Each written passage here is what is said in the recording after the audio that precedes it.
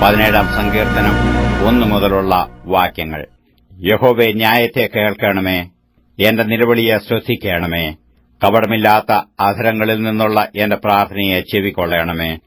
എനിക്കുള്ള വിധി നിന്റെ സന്നിധിയിൽ നിന്ന് പുറപ്പെടട്ടെ, നിന്റെ കണ്ണ് നേർ കാണുമാറാകട്ടെ. നീ എന്റെ ഹൃദയത്തെ ശോധന ചെയ്തു രാത്രിയിൽ എന്നെ സന്ദർശിച്ചു. നീ എന്നെ പരീക്ഷിച്ചു, ദുരുദ്ദേശമൊന്നും കണ്ടെത്തുന്നില്ല. എന്റെ വായ് ലംഘനം ചെയ്യുകയില്ല എന്ന് ഞാൻ ഉറച്ചിരിക്കുന്നു. മനുഷ്യരുടെ പ്രവർത്തികളെ കണ്ടിട്ട് ഞാൻ നിന്റെ അധരങ്ങളുടെ വചനത്താൽ നിഷ്ഠൂരന്റെ പാതകളെ സൂക്ഷിച്ചൊഴിഞ്ഞിരിക്കുന്നു. എന്റെ നടപ്പ് നിന്റെ ചൂടുകളിൽ തന്നെയായിരുന്നു, എന്റെ കാൽ വഴുതിയതുമില്ല. ദൈവമേ, ഞാൻ നിന്നോട് അപേക്ഷിച്ചിരിക്കുന്നു, നീ എനിക്ക് ഉത്തരമരുളുമല്ലോ. നിന്റെ ചെവി എങ്കലേക്ക് ചായച്ചു എന്റെ അപേക്ഷ കേൾക്കണമേ. നിന്നെ ശരണമാക്കുന്നവരെ അവരോട് എതിർക്കുന്നവരുടെ കൈയിൽ നിന്ന് നിന്റെ വലം കൈയാൽ രക്ഷിക്കുന്നവനായുള്ളോവേ, നിന്റെ അത്ഭുതകാരുണ്യം കാണിക്കണമേ. കണ്ണിന്റെ കൃഷ്ണമണി പോലെ എന്നെ കാക്കണമേ. എന്നെ കൊള്ളയിടുന്ന ദുഷ്ടന്മാരും എന്നെ ചുറ്റിവളയുന്ന പ്രാണശത്രുക്കളും എന്നെ പിടിക്കാതെ വണ്ണം നിന്റെ ചിറകിന്റെ നിഴലിൽ എന്നെ മറച്ചുകൊള്ളണമേ.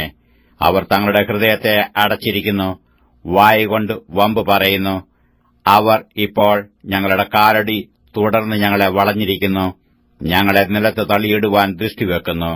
കടിച്ചു കീറുവാൻ കൊതിക്കുന്ന സിംഹം പോലെയും മറവിടങ്ങളിൽ പതിയിരിക്കുന്ന ബാലസിംഹം പോലെയും തന്നെ.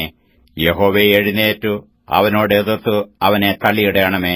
യഹോവേ, എന്റെ പ്രാണനെ നിന്റെ വാൾ കൊണ്ട് ദുഷ്ടന്റെ കൈയിൽ നിന്നും തൃക്കൈകൊണ്ട് ലൗകിക പുരുഷന്മാരുടെ വശത്തുനിന്നും വിടുവിക്കണമേ.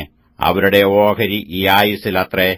നിന്റെ സമ്പത്തുകൊണ്ട് നീ അവരുടെ വയറ് നിറയ്ക്കുന്നു. അവർക്ക് പുത്രസമ്പത്ത് ധാരാളമുണ്ട്. തങ്ങളുടെ ധനശിഷ്ടം അവർ കുഞ്ഞുങ്ങൾക്ക് വെച്ചേക്കുന്നു.